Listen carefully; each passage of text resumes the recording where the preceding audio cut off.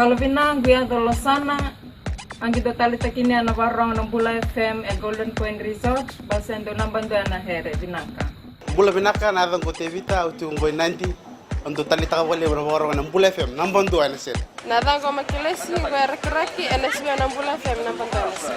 Hello nga ratu kitchen ng Tabo ando talita na warong ng Bula FM nambando ana sir ngo lusu. Bula FM number 2 NSR.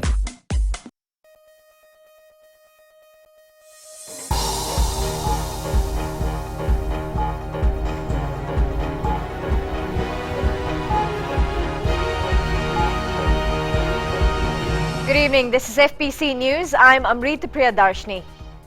In tonight's bulletin, 2 suspected cases of Zika virus emerge. Transportation hinders free milk supply. And the Chinese community celebrate New Year.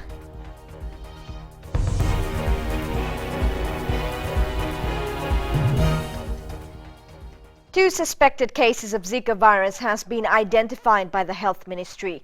This was confirmed to FBC News by National Advisor for Communicable Diseases, Dr. Mike Kama.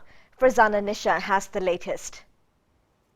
The blood samples of a man and a woman suspected to be infected with Zika virus have been sent to a lab in French Polynesia for testing. This week, we'll get some results, whether it's positive or negative. Again, there's a case definition for Zika virus, positive cases. And it has to have a laboratory testing, a PCR testing, or polymerase chain reaction test. So we're sitting on that number at the moment of 2 suspected cases. Dr. Mike Kama says it is believed the 2 contracted the virus while away overseas. There's a male and there's a female, and they have been out of the country. They've traveled to neighboring countries that are actually experiencing an outbreak of the disease at the moment. So they were there for a week and then they returned and started developing symptoms. After the emergence of these 2 suspected cases, the ministry will increase its surveillance at all borders. Symptoms of Zika virus include fever, rash, joint pains and red eyes. The illness is usually mild, with symptoms lasting from several days to a week.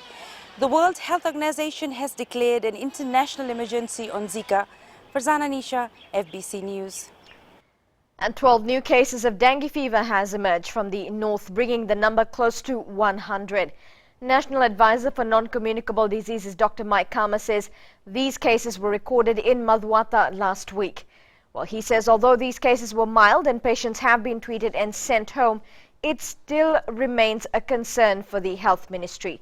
Dr. Kama says no deaths have been recorded as a result of dengue so far. People have been asked to destroy mosquito breeding places and see a doctor if the symptoms like body pains, rashes and red eyes occur. And the ministry is keeping a close watch on the situation.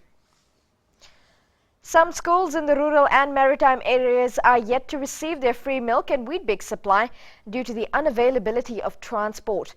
But Ritika Pratap reports the Education Ministry is hopeful that all primary schools will receive their supplies by mid-next month. While most schools in Vitilevu and Vanuatu have already received their quota of free Weet-Bix and milk, others in the interior and remote islands are still waiting for theirs. For example, Didia, Ratuma, because of transportation problem. So we have spoken to the distributor and the supplier. Both of them are working very hard, providing additional transportation, but that helps with regard to the mainland. If you want to provide, to double up the transportation, but it doesn't help with regard to maritime because of the shipping schedule. Dr. Mahendra Reddy explained why the ministry did not distribute the products late last year, as argued by many. There's a lot of other issues involved. If you supply in December and November, security, as well as longevity, how long we can keep the milk. So a lot of schools are not that well secured in the maritime zone. So that's why we could not deliver those in December. We had to deliver in January. Again, then we are constrained by shipping schedules. The National Free Meal Program for Year 1 students was launched in June last year. Ritika Pratap, FBC News. The contributions made by the Chinese in developing Fiji have been commended by President Major General Chiochi Konrothe. The Chinese community gathered in Suva today to celebrate New Year, one of the most significant events in their calendar. Savara Tambua has more.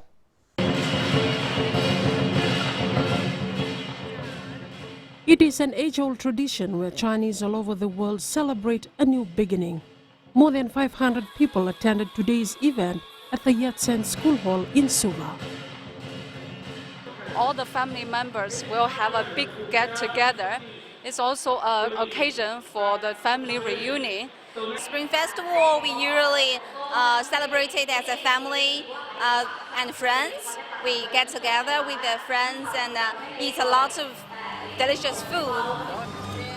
Chief guest at the event, Major General Chiochi Konrothe, says the Chinese New Year festival is celebrated widely and is now very much a part of our life.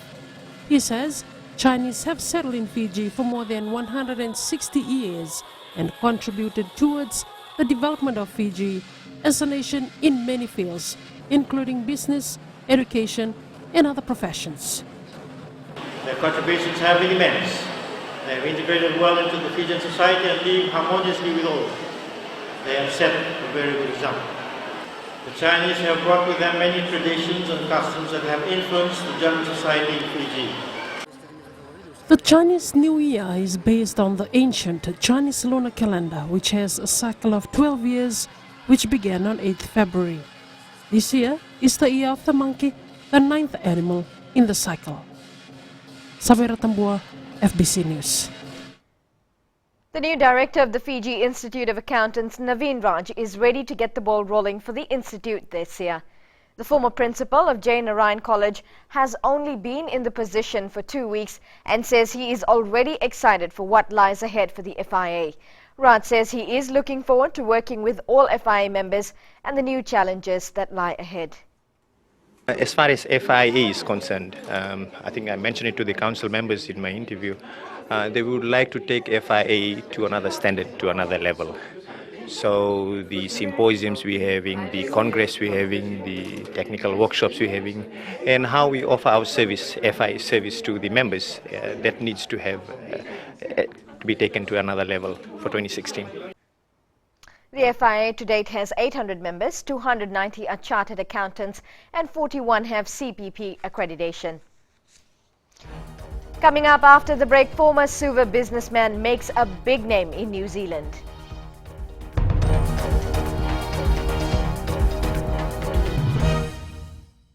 Yandra! I love listening to Gold FM at Golden Point Resort.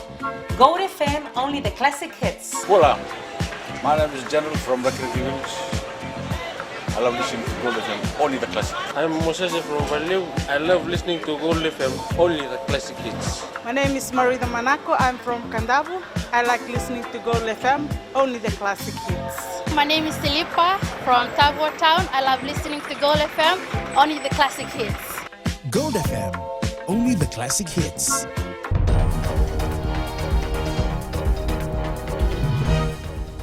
Welcome back here with FBC News.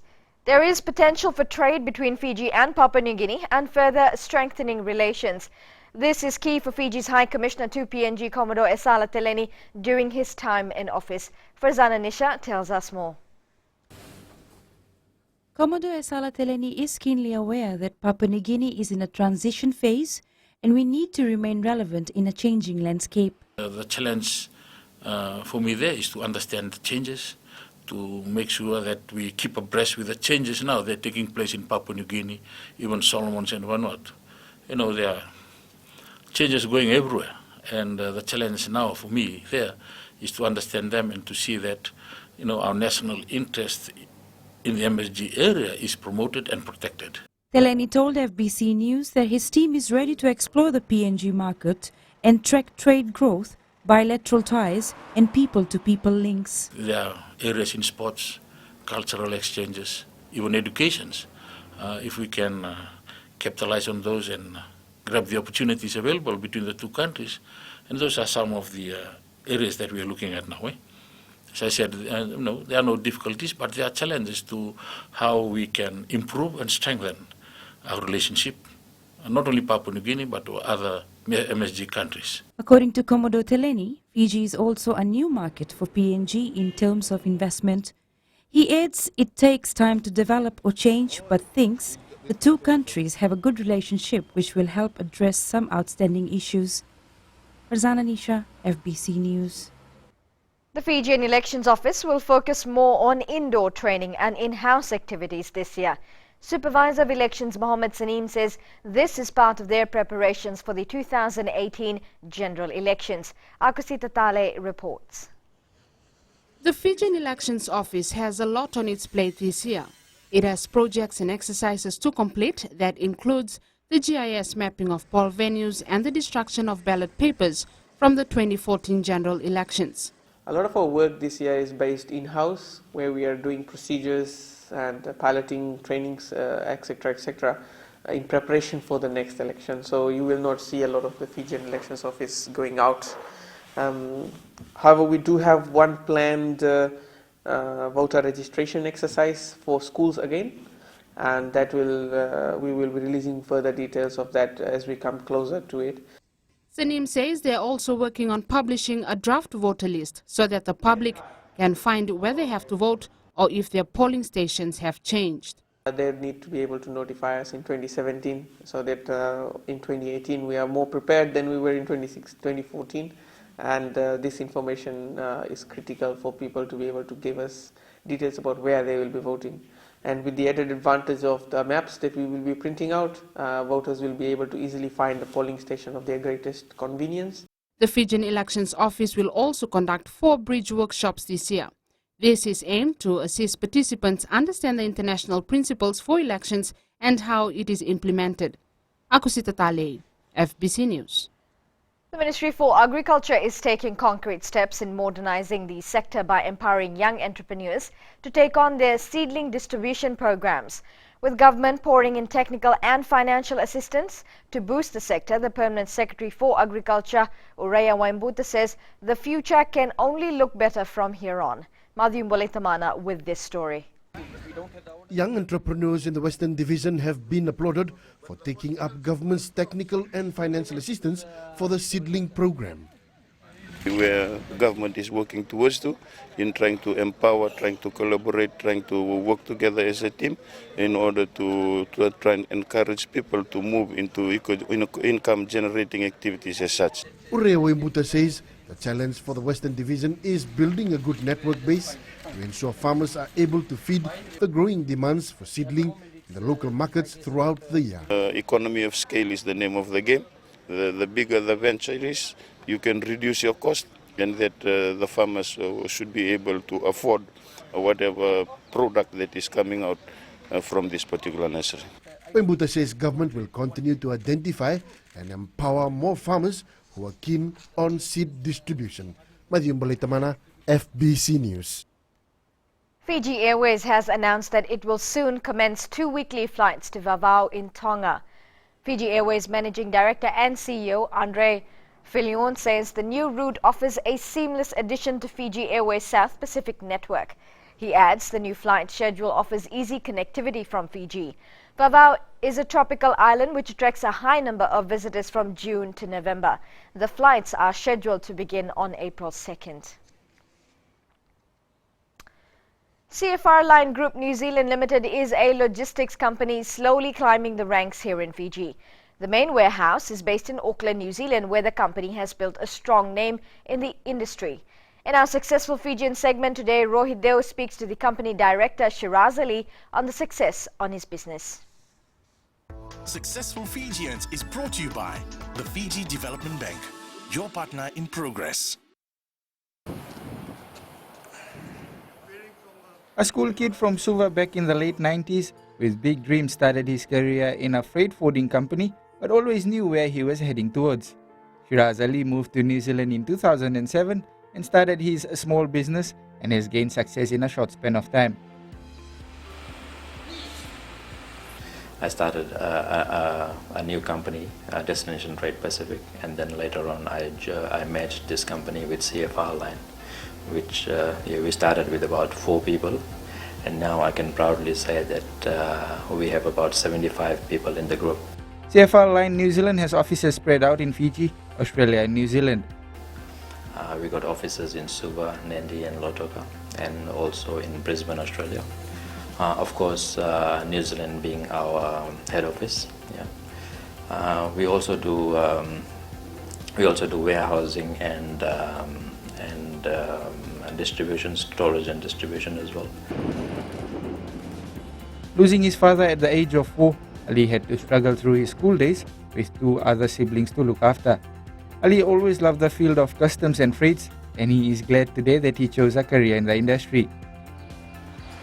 It was something that I wanted to do, like always, even when I was in Form 6 in Fiji, during the careers, I was so much interested into transport, logistics and freight forwarding side of things here. He credits his success to the hard work and sacrifices of his mom. I'll give a lot of credit to my mom. Yeah, she brought us up. I'll never forget those days. Yeah, and the journey has been quite difficult at times. Yeah, but as you know, you go with the flow, and every day is just another day. Ali is now based in New Zealand, but travels back to Fiji frequently. He still hasn't forgotten his roots and has plans to develop the business back home. I'm proud that we employ about 20 people now in Fiji, in Suva, Nadi and Lautoka, and that's something to give back to the people in Fiji. And our future plan is within the next 3 years we are trying to open a warehouse in Fiji. An ordinary student from a Suva school is now making a big name in a competitive industry in New Zealand. From freighting beer bottles to Fiji to storaging paper rolls for the New Zealand Herald, Shiraz Ali is flying the Fijian flag high in New Zealand. Rohit Deo, FBC News. Successful Fijians was brought to you by the Fiji Development Bank, your partner in progress. In sports after the break, lessons to learn from OFC futsal. And search to begin for Fiji Pearls coach. All this and more after the break.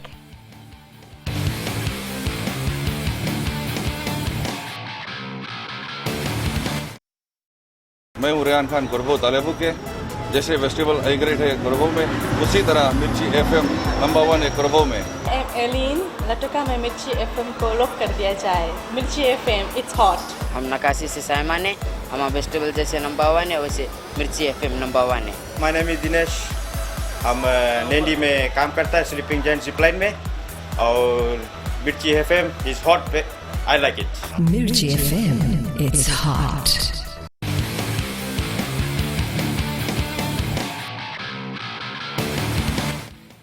Welcome to FBC Sports.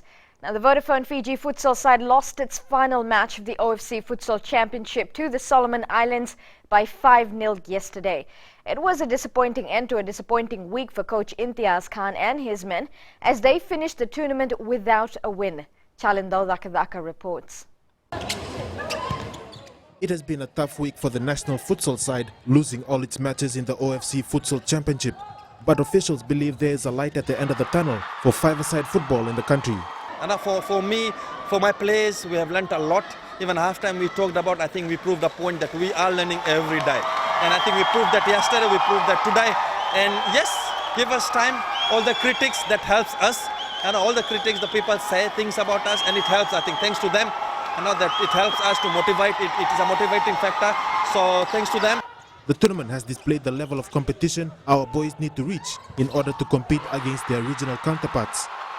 I think these 5 games and 3 games in last in New Zealand, if this plays, chop and change, we'll have more players as well for the next championship, but we are here to stay and develop more.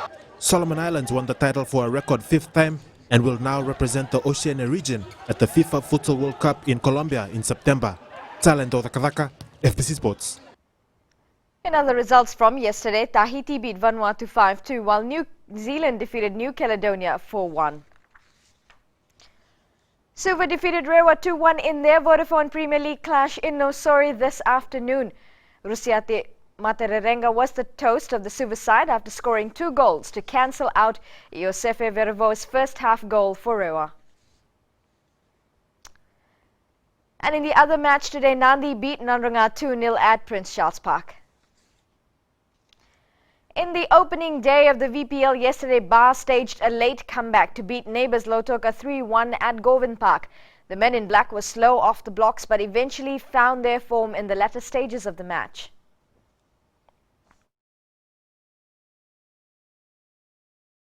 And Nawatu slams it in. The assistant on the far side said that Nawatu was onside to take the penalty. And he has equalized in the 13th minute of play. It into his better angle than to Malakai Tiwa. And Malakai Tiwa, as he rolls it back, Malakai Tiwa has put Bar up in the 40th minute of play.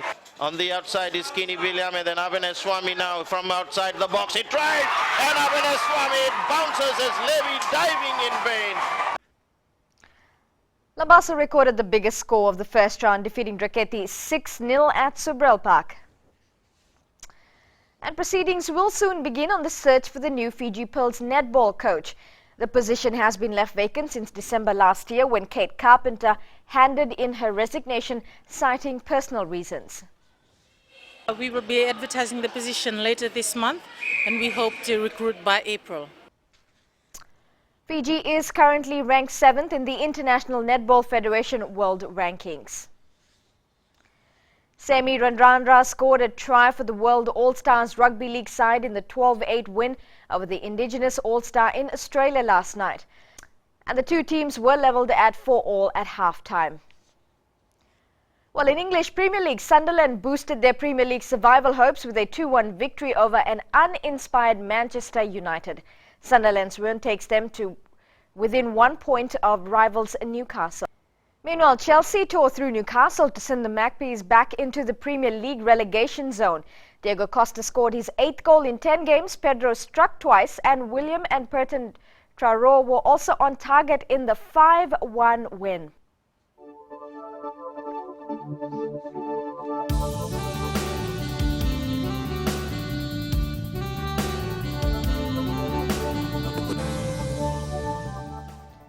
A tropical cyclone alert and a strong wind warning is now in force for the southern Lau group.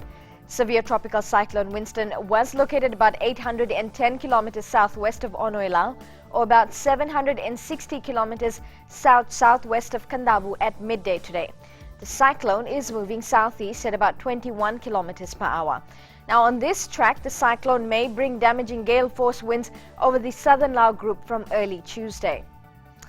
On to temperatures. Suva, Nandi, Ba and Lambasa were at 33 degrees, while Savusavu recorded the lowest at 31. For tomorrow, moderate northwest winds. Winds may become fresh and gusty from later in the day, cloudy with some showers becoming frequent from later tomorrow. As for the further outlook, winds may increase further to damaging gale force from early Tuesday. At sea, moderate westerly swells. Recapping our main stories, 2 suspected cases of Zika virus has been identified by the Health Ministry. Unavailability of transport hinders free milk supply to rural and maritime schools. And the Chinese community commended for their contribution to Fiji's development. This week's poll question, in light of the Sydney Sevens, and we ask, is the Fiji Sevens team on track to winning gold at the Rio Olympics? Visit our FBC website to take part. Now, you can also send us newsworthy pictures and videos on email, citizenseyes@fbc.com.fj, or share it with us via our Facebook page, FBC News. If you're on Twitter, follow and tweet us your news tips at FBC News, or simply hashtag FBC News. You've been watching FBC News. I'm Amrita Priyadarshini. Have a happy Valentine's Day or an evening that's left. Good night.